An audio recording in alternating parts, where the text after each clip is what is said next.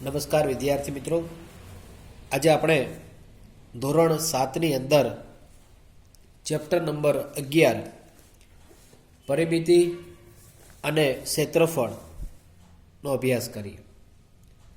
તો તમે પ્રથમ તો ધોરણ 6ની અંદર સમતલીય આકૃતિની પરિમિતિ, ચોરસ, લંબચોરસના ક્ષેત્રફળ વિશેનો અભ્યાસ કરી ગયા. એટલે ટૂંકમાં તમારી પાસે પરિમિતિ અને ક્ષેત્રફળનો પ્રાથમિક અભ્યાસ છે.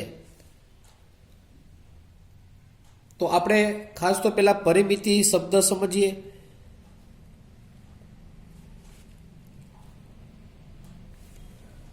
બંધ આકૃતિ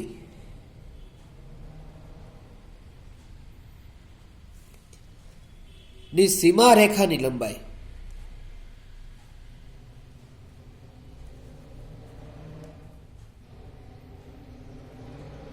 એટલે પરિમિતિ.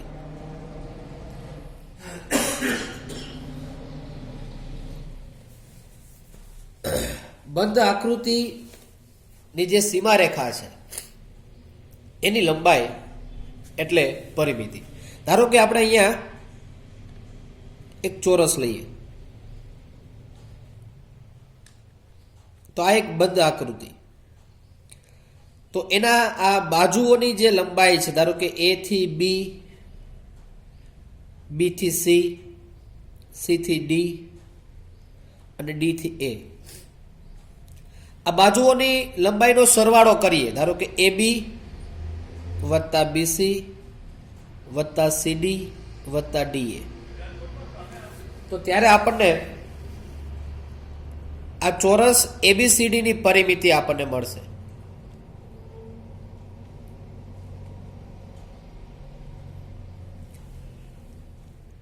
એબી વત્તા બીસી વત્તા સીડી વત્તા ડીએ, ટૂંકમાં આ બંધ સમતલની જે સીમા થઈ અને એની લંબાઈ. સીમાઓ અહીંયા જોઈ શકીએ આપણે, ફરતેનું માપ છે. ટૂંકમાં ફરતેનું માપન કરવું એ પરિમિતિ. વર્તુળ હોય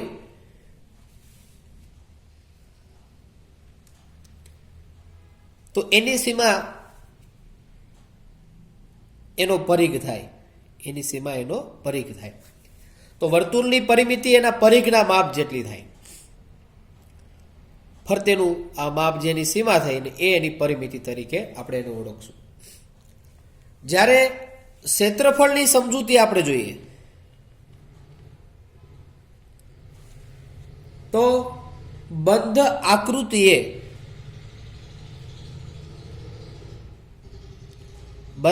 આકૃતિએ સમતલમાં રોકેલી જગ્યા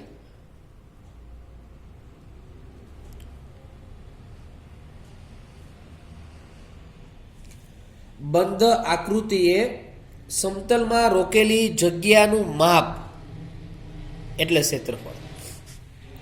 અહીંયા આપણે ચોરસની કે લંબચોરસની વાત કરીએ તો ફરતેની સીમાની જે લંબાઈ હતી એ આપણને પરિમિતિ મળી, પરંતુ આ આકૃતિએ જે જગ્યા રોકી છે, સમતલમાં જે જગ્યા રોકી છે એનું ક્ષેત્રફળ થાય. અહીંયા વર્તુળની વાત કરીએ તો એનો પરિઘ જે છે એ એની પરિમિતિ છે, પણ એ વર્તુળે સમતલમાં જે જગ્યા રોકેલી છે એ એનું ક્ષેત્રફળ થશે. તો અહીંયા આપણે બે મુખ્ય રાશિનો આપણે અભ્યાસ કરીએ, જેની અંદર ખાસ બે માપન આપણે જોશું, વિચારશું. એક છે ફરતેનું માપન અને એક સમતલમાં રોકેલી જગ્યાનું માપન. એને અનુસંધાનમાં આપણે ગણતરીવાળા કૂટ પ્રશ્ન પણ જોશું. તો આ પ્રકરણની અંદર આપણે બે બાબતોનો અભ્યાસ કરવાનો છે. એક તો જે સમતલમાં જે બંધ આકૃતિ છે એમની ફરતેની એટલે કે એની સીમાની લંબાઈ, જેને આપણે પરિમિતિ તરીકે ઓળખાવીએ, અને એની અંદર રોકેલી સમતલમાં રોકેલી જગ્યા, સમતલની અંદર રોકેલી જગ્યા એટલે કે ક્ષેત્રફળ. હવે એક સમજૂતી લઈએ. ધારો કે એક સમતલની અંદર આપણે એક લંબચોરસ લઈએ, લંબચોરસ એબીસીડી. હવે એનું માપન આપણે લઈએ. ધારો કે એની લંબાઈ L છે, એની પહોળાઈ B છે. એની લંબાઈ L, પહોળાઈ B. આપણે એ જાણીએ છીએ કે લંબચોરસની અંદર સામસામેની બાજુઓનું માપ સરખું હોય. તો AB અને CD ના માપ સરખા થાય. તો આ B તો આ પણ B થશે, આ L તો આ પણ L થશે. અહીંયા આપણે સૂત્ર દર્શાવીએ. લંબચોરસ ABCD ની પરિમિતિની વ્યાખ્યા અનુસાર બંધ આકૃતિની સીમાની લંબાઈ લઈએ તો અહીંયા એની સીમાઓ કઈ કઈ થશે? AB વત્તા BC વત્તા CD વત્તા DA. તો AB નું માપ છે B, BC નું માપ છે L, CD નું માપ છે B અને DA નું માપ છે L. તો અહીંયા આપણે જોઈ શકીએ કે 2 વખત L છે એટલે 2L, સરવાળો કરીએ તો 2L પ્લસ 2 વખત B છે એટલે 2B. બંનેમાંથી આપણે B સામાન્ય કાઢીએ તો આ 2L માંથી આપણે 2 સામાન્ય કાઢ્યા એટલે વધે L, અને અહીંયા 2B માંથી 2 સામાન્ય કાઢ્યા એટલે વધે B. તો આપણે લંબચોરસની પરિમિતિ માટે સૂત્ર દર્શાવી શકીએ કે લંબાઈ અને પહોળાઈનો સરવાળો ગુણ્યા 2. લંબાઈ વત્તા પહોળાઈ ગુણ્યા 2. તો આપણને લંબચોરસની પરિમિતિ એના સૂત્ર પરથી મળી શકે. ત્યારબાદ આપણે એ જોઈએ કે અગાઉ પ્રકરણ તમે ધોરણ 6 ની અંદર પણ અભ્યાસ કર્યો છે, લંબચોરસનું ક્ષેત્રફળ.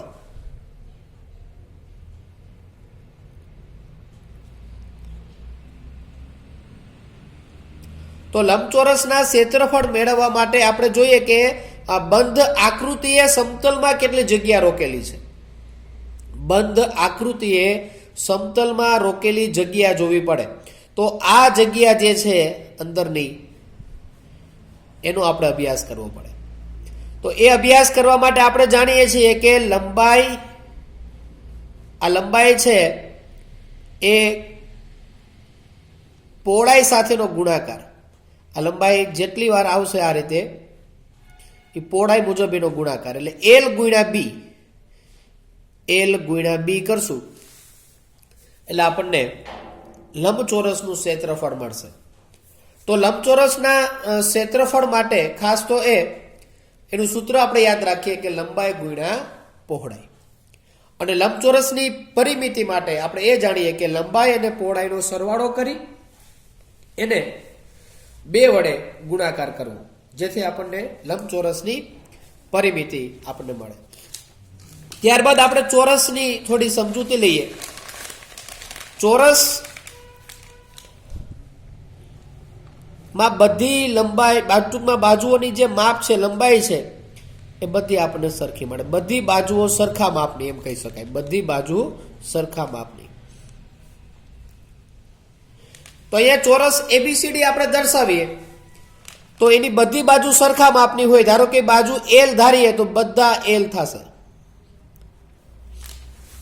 પહોળાઈની અંદર અહીંયા લંબાઈ અને પહોળાઈ સરખી લઈ શકાય. લંબચોરસમાં એવું હતું કે લંબાઈ અને પહોળાઈ અલગ અલગ છે, જ્યારે ચોરસની અંદર લંબાઈ માત્ર મળશે, કેમ કે બધી બાજુનું માપ સરખું છે. એટલે કે લંબાઈ બરાબર પહોળાઈ થઈ જશે. લંબાઈ અને પહોળાઈ સરખા માપના મળશે. આ પરથી આપણે એ પણ કહી શકીએ કે પ્રત્યેક ચોરસ એ લંબચોરસની વ્યાખ્યામાં આવશે, પણ પ્રત્યેક લંબચોરસ એ ચોરસની વ્યાખ્યામાં ના આવે, કેમ કે ચોરસમાં બધી બાજુના માપ સરખા, જ્યારે લંબચોરસમાં સામસામેની બાજુના માપ સરખા. તો હવે આપણે આ ચોરસ માટે ચોરસ ABCD ની પરિમિતિ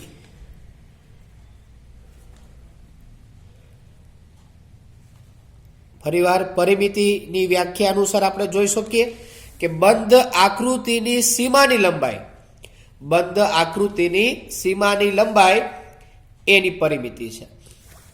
તો અહીંયા બંધ આકૃતિ ચોરસ, તો એની સીમાઓ જોઈએ કે AB વત્તા BC વત્તા CD અને વત્તા DA, આ એની બંધ આકૃતિ થઈ. તો આ બંધ આકૃતિની સીમાની લંબાઈ AB વત્તા BC વત્તા CD વત્તા DA, અને એના બાજુના માપ જોઈએ તો L, આપણે AB માટે L લઈએ તો બાકીની બધી બાજુઓ સરખા જ માપની છે, એટલે બધા L, એટલે L plus L plus L plus L 4 વખત, એટલે 4L. તો ચોરસની પરિમિતિ મેળવવા માટે ખાસ લંબાઈને આપણે 4 વડે ગુણીએ. ટૂંકમાં બાજુનું માપ જે છે, ચોરસની બાજુના માપને 4 વડે ગુણતા ચોરસની આપણને પરિમિતિ મળે છે. બીજું એ ચોરસ નું ક્ષેત્રફળ. તો આપણે આ આકૃતિ, બંધ આકૃતિ એ સમતલમાં કેટલી જગ્યા રોકી, તો કે આ બાજુ આપણે લઈએ તો L છે, આ બાજુ પણ L છે. લંબચોરસમાં શું હતું, અહીંયા આપણે L દર્શાવતા, અહીંયા B દર્શાવતા, લંબાઈ ને પહોળાઈ. અહીંયા તો લંબાઈ પહોળાઈ બે સરખા, એટલે L L. તો L ગુણ્યા L, L ગુણ્યા L એટલે કે L સ્ક્વેર, એટલા ચોરસ મીટર કે ચોરસ સેમી, ચોરસ એકમ જેને આપણે દર્શાવી શકીએ. તો આ ચોરસનું ક્ષેત્રફળ આપણને મળે છે બાજુનો વર્ગ કરવાથી. જ્યારે લંબચોરસનું ક્ષેત્રફળ આપણને મળે છે એની લંબાઈ અને એની પહોળાઈના ગુણાકાર કરવાથી. એટલે ખાસ અહીંયા આપણે આજે 4 સૂત્રનો અભ્યાસ કર્યો છે. 4 સૂત્રને ફરી તાજું કરીએ તો લંબચોરસ ની પરિમિતિ, જેમાં આપણે દર્શાવ્યું કે લંબાઈ અને પહોળાઈનો સરવાળો એને ગુણ્યા 2, લંબાઈ અને પહોળાઈનો સરવાળો કરી એને 2 વડે ગુણીએ એટલે લંબચોરસની પરિમિતિ મળે. લંબચોરસનું ક્ષેત્રફળ,